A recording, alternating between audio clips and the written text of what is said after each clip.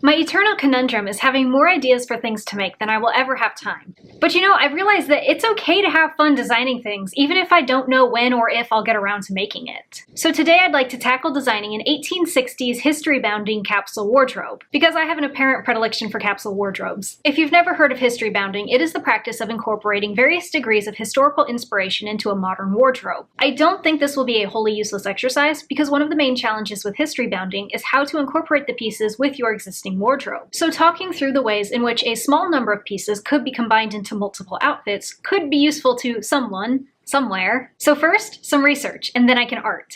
Okay, this is definitely going to be part of it. This is the skirt that kicked off this entire mini project for me. I just think the colors of it are really striking. There is this fashion plate of a very, very similar skirt, which makes me wonder if skirts like this were kind of a mini fad that came and went. Either way, I don't care. I do need to make at least one top with some kind of reference to Bertha's, because there's almost nothing more iconically 1860s. I'm thinking for a jacket, doing one of this style. It was a fairly common style of jacket to be pretty fitted at top, have the kind of oversized sleeves, and then have a bit of a skirt. The white blouses, those you see a lot, and I like those because they're very versatile. That is quite a large brooch.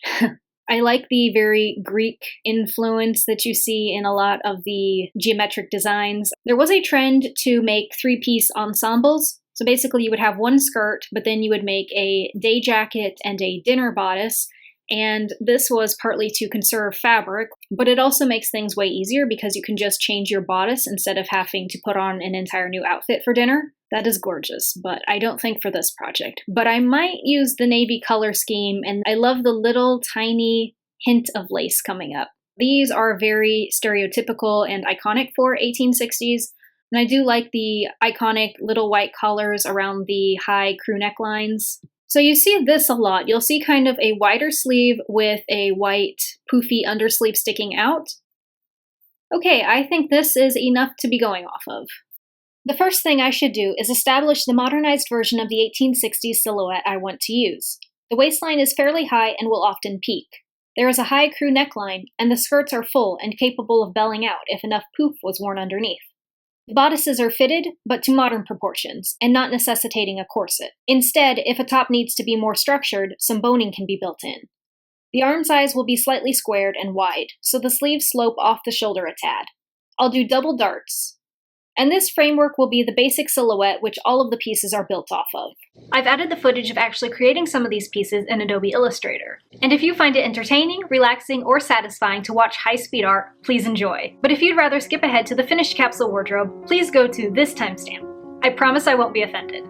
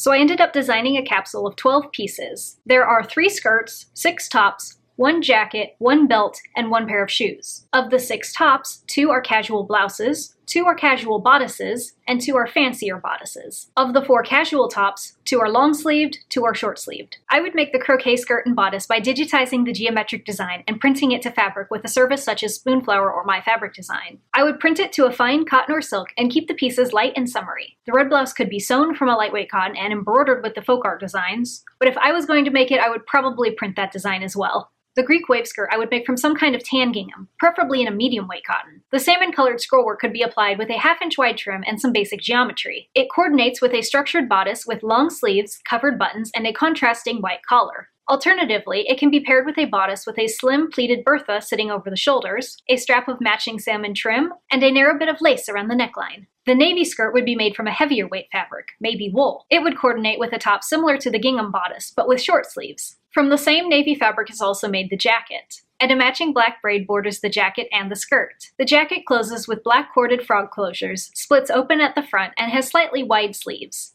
The final pieces are a lightweight ivory blouse with a narrow bit of lace around the collar, a black Swiss belt with slightly minimized peaks, and black button-up boots based on the Renoir boots by American Duchess. However, the true test of a capsule wardrobe is how well all of the pieces can be mix-matched. In all, these 12 pieces allow for 57 possible combinations, if you include the variations created by layering multiple tops, as well as the belt and jacket. Some of the pieces combine surprisingly well. Some are a bit clashy, but there were some combinations that fit the 1860s look very well, and that I would totally wear. Others would still function well enough. Only 9 combinations went in the trash, because they were too clashy or too plain, and I wouldn't personally wear them. Which makes for an 84% success rate for this capsule. Well, I hope you enjoyed this exercise, whether you are a sewer interested in history bounding, or a world builder just curious for the sake of curiosity. Let me know if there are any other time periods you'd be interested in me designing wardrobes around, and subscribe for more content.